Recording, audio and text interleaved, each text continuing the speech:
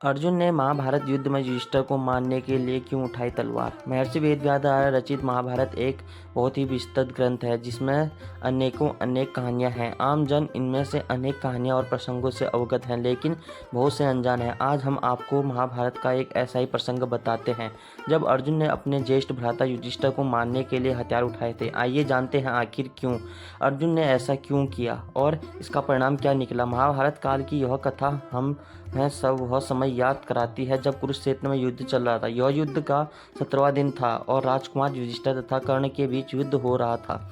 सभी को इस युद्ध से बहुत उम्मीद थी कि तभी शस्त्र विद्या में माहिर रहे कर्ण ने युधिष्ठिर पर एक जोरदार वार किया। एक के बाद एक करके कर्ण के सभी वार युधिष्ठिर पर भारी पड़ते गए और वह बुरी तरह घायल हो गया। अब कर्ण के पास एक मौका था कि वह युधिष्ठिर को मारकर पांडवों की नींव हिलाकर रख दे, लेकिन उसने यह मौका हाथ से जाने दिया। आखिर क्यों? कर्ण ने युधिष्ठिर पर सिर्फ इसलिए वार नहीं किया क्योंकि उसने पांडवों की माता कुंती को यह वचन दिया था कि चाहे कुछ भी हो चाहे वह उनके किसी भी पुत्र को जान से नहीं मारेगा, और यही कारण था कि ना चाहते हुए भी कर्ण ने युधिष्ठिर को जीवित ही जाने दिया। जब अनुज नकुल तथा सहदेव ने अपने ज्येष्ठ भ्राता राजकुमार युधिष्ठिर की यह हालत देखी तब शीघ्र ही उन्हें तंबू में ले गए जहां उनकी मरहम पट्टी के सभी इंतजाम किए गए। तब तीनों भाइयों तंबू में थे। बाकी दो भाई अर्जुन तथा भीम अभी भी युद्ध में शत्रुओं की सेना से संघर्ष कर रहे थे। अचानक ही अर्जुन की राजकुमार युधिष्ठिर की अनुपस्थिति का एहसास हुआ। तब उन्होंने भीम से इस बारे में पूछताछ की। तब भीम ने बताया कि किस तरह ने कर्ण ने तथा युधिष्ठिर के बीच हुए द्वंद्व युद्ध में भ्राता युधिष्ठिर घायल हो गए, जिसके बाद उन्हें विश्राम करने के लिए ले जाया गया है। तभी भीम ने अर्जुन से कहा कि वह शत्रुओं को अकेले ही संभाल लेंगे। मैं और अर्जुन से आग्रह किया कि वे भ्राता युधिष्ठिर के पास जाएं और उनके स्वास्थ्य के ब्यौरा ले। आज्ञा अनुसार राजकुमार अर्जुन ने उस तंबू की ओर चले गए। यहाँ युधिष्ठिर घायल अवस्था में पीड़ा से जूझ रहे थे। तंबू में लेटे हुए युधिष्ठिर ने अचानक ही अपने अनुज को अपनी ओर आते हुए देखा। अर्जुन को देख उनकी खुशी का ठिकाना न रहा। वह समझ गए कि वो हो न हो अर्जुन युद्ध में कर्ण पर विजय प्राप्त कर उनके पास खुशखबरी लेकर आ रहे हैं। वह अंदर बेहद गर्व महसूस कर रहे थे कि उनकी इस हालत के लिए जिम्मेदार व्यक्ति को अनेक अनुज ने दंड दे दिया है और अवश्य ही अर्जुन ने कर्ण को मार दिया होगा। लेकिन युधिष्ठिर सत्य से अनजान थे। तंबू में प्रवेश करते ही अर्जुन ने ज्येष्ठ भ्राता को प्रणाम किया और उनसे उनके स्वास्थ्य के बारे में पूछा, लेकिन इससे ज़्यादा तो युधिष्ठिर इस बात को सुनने के लिए ज़्यादा उत्तेजित हो रहे थे कि अर्जुन ने कर्ण को मारा या नहीं। लेकिन तभी राजकुमार अर्जुन द्वारा वहां आने की असली कारण व्यक्त किया गया। उन्होंने बताया कि कैसे भीम ने युधिष्ठिर के घायल होने की खबर सुनाई, जिसके बाद वह दौड़े दौड़े उनकी स्थिति का ब्यौरा लेने आ गए। अर्जुन के मुख से सच्चाई सुनते ही युधिष्ठिर अपना आपा खो बैठे। वह सच उनकी भावनाओं को ठेस पहुंचा रहा था।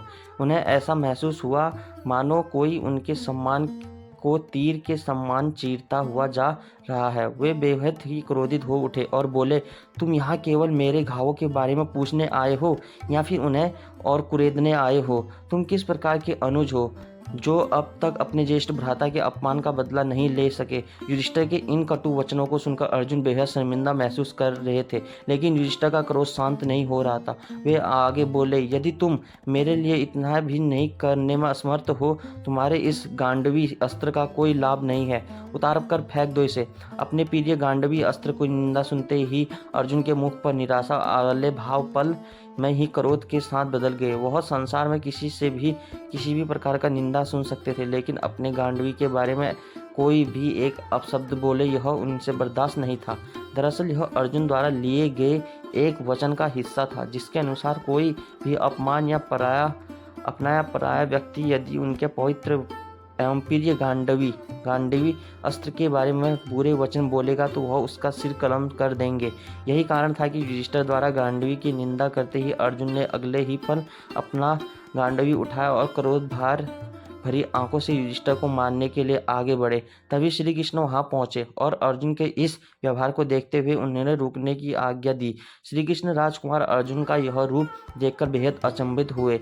वे समझ नहीं पा रहे थे कि आखिरकार ऐसी क्या बात हुई जो अर्जुन अपने ही प्रिय भाई युधिष्ठिर के प्राण लेने को तैयार हो गए। तत्पश्चात अर्जुन ने उन्हें घटना का सार बताया और फिर श्री कृष्ण को समझ आया कि आखिर बात क्या थी। उस समय भगवान कृष्ण ने अर्जुन को समझाया और बोले, हे अर्जुन, मैं तुम्हारे अपने गांडवी के संदर्भ में लिए गए वचन का सम्मान करता हूँ। वचनानुसार मैं अपने ही ज्येष्ठ भ्राता को मार देने का पूरा हक है, परंतु धार्मिक संदर्भों से यह पाप है। लेकिन दूसरी ओर अर्जुन भी अपने वचन से मजबूर थे। उनकी मनसा की ओर गहराई से समझते हुए श्री कृष्ण बोले, अर्जुन, यदि तुम अपने वचन को पूरा करना है तो इसका एक अन्य साधन भी है। माना जाता है कि अपने से बड़ों का अनादर करना उन्हें मृत्यु दंड देने के समान होता है। यदि अभी भी तुम अपने ज्येष्ठ भ्राता का अपमान कर रहे तो तुम्हारे वचन पूरा हो जाएगा। श्री कृष्ण की आज्ञा अनुसार अनुज अर्जुन ने अगले ही पल युधिष्ठिर का तिरस्कार किया। अपने द्वारा किए गए इस अनादर को अर्जुन सहन न कर सके और इस बार उन्हें अपनी ही प्राण लेने के लिए उन्होंने अपनी ही तलवार उठा ली। लेकिन भगवान कृष्ण ने उन्हें ऐसा करने नहीं दिया। उन्होंने अर्जुन को बताया कि कैसे खुद के प्राणों का अंत करना यानी कि आत्मदाह करना शास्त्रों में अधर्म माना जाता है और पांडवों द्वारा अधर्म के मार्ग पर चलना एक बहुत बड़ा पाप एवं अन्याय साबित होगा। इसलिए उस धर्म का मार्ग चुनना चाहिए। इसके साथ ही श्री कृष्ण ने कहा कि आत्म प्रशंसा आत्मघात के समक्ष है, इसलिए तुम दूसरों की ओर सम्मुख अपनी वीरता की खुलकर तारीफ करो, जिससे तुम्हारा वचन पूरा हो जाएगा। श्री कृष्ण की इन वचनों को सुन धीरे धीरे राजकुमार अर्जुन का क्रोध शांत हुआ और उन्होंने खुद के सिर पर रखी हुई उस तलवार के नीचे उतार फेंक दिया। इस प्रकार भगवान कृष्ण के निर्देश से राजकुमार अर्जुन का वचन पूरा हुआ और साथ ही वह किसी भी प्रकार के अधर्म करने से बच गए। अगर आपको कहानी सही लगी तो मेरे चैनल को सब्सक्राइब कीजिए नई नई वीडियो देखने के लिए। आप सभी का धन्यवाद। जय श्री राम दोस्तों, जय श्री कृष्ण।